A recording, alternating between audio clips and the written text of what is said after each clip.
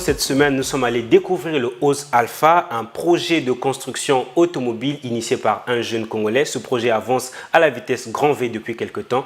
Suivez ce reportage. Voilà. Ici, nous sommes à la périphérie nord de Brazzaville. C'est dans cette zone de la capitale congolaise que prend forme le projet de construction automobile initié par Uster Akira Obambe, un bidouilleur autodidacte. Son projet a démarré en l'an 2012, alors qu'il n'avait encore que des connaissances limitées sur l'industrie de l'automobile. Informaticien de formation, il a consacré 3 ans à la modélisation de son véhicule en 3D. Ainsi, il a conçu un à un tous les composants de la voiture. Bon, l'intérêt de travailler en 3D, c'est déjà de savoir, ça vous pousse déjà à savoir à quoi va ressembler, sinon comment seront configurées vos pièces. Donc ici, j'ai déjà le réservoir de carburant, je peux même l'isoler déjà, et essayer de travailler dessus, apporter peut-être quelques modifications et voir un peu comment ça sera assemblé. Donc tout a été d'abord dessiné sur ordinateur avant de passer à la réalité. Toutes les pièces ont d'abord été étudiées avant la fabrication. On pourra maintenant produire ce véhicule en plusieurs exemplaires parce qu'on a les plans. Les plans ont été conçus par nous-mêmes et c'est nous-mêmes qui maîtrisons en fait la technicité et la fabrication. L'avantage même de travailler en 3D, au cours des tests, on peut avoir un métal qui cède. On peut avoir une partie qui ne répond pas correctement. On améliore dans la réalité et puis on en arrive au niveau 3D. On fait la mise à jour du fichier. Du coup, on sait qu'au lieu de 3 cm de la barre qu'on avait mis à ce côté-là, on la rallonge par exemple à 6 cm. Et on garde toujours le même produit. Les premières pièces du véhicule, quant à elles, n'ont commencé à être manufacturées qu'à partir de 2015. Depuis lors, la fabrication de la voiture imaginée par ce jeune Congolais avance lentement, mais sûrement, grâce au concours de ses 5 autres collaborateurs regroupés au sein d'une structure nommée OZE. Ces jeunes passent le plus clair de leur temps dans un atelier où ils travaillent ensemble pour relever les nombreux défis qui se présentent à eux chaque jour un peu plus.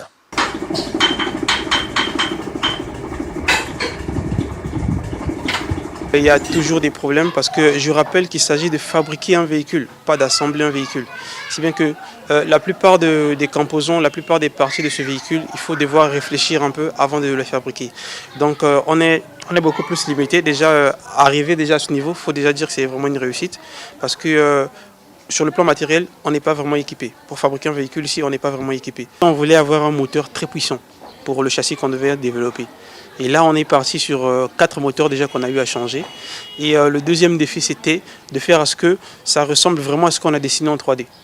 Parce qu'il fallait montrer aux gens que oui, c'est comme ça qu'on fabrique un véhicule. On commence à le dessiner en 3D et pièce par pièce, élément par élément, on arrive à fabriquer ce véhicule.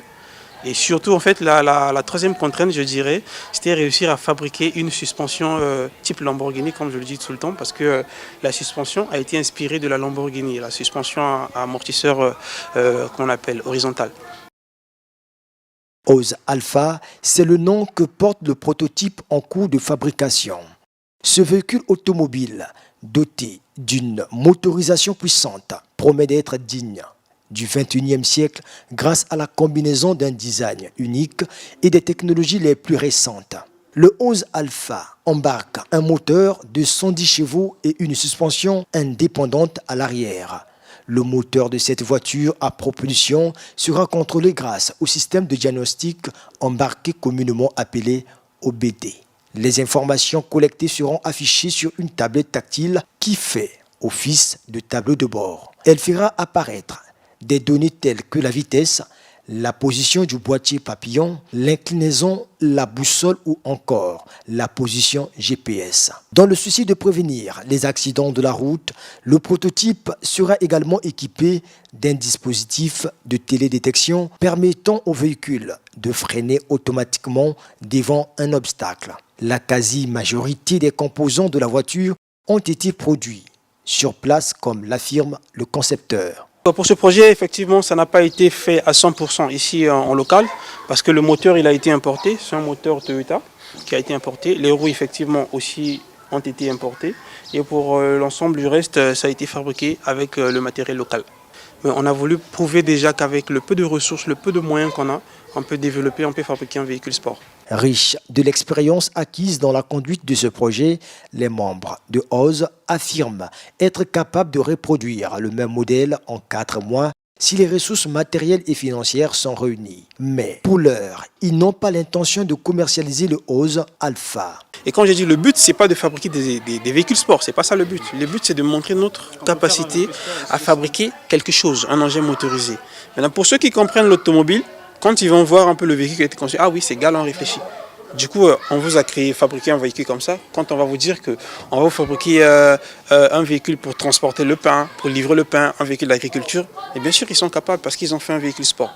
Oui, c'est ça en fait le but. Uster Akira se dit ouvert à toute personne compétente qui souhaite intégrer son équipe. Présentement, OZ n'a que la passion comme moteur et la structure recherche des financements pour carburer, mais aussi pour éviter de couler une bielle de leur voiture qui devrait être fonctionnelle d'ici janvier 2020.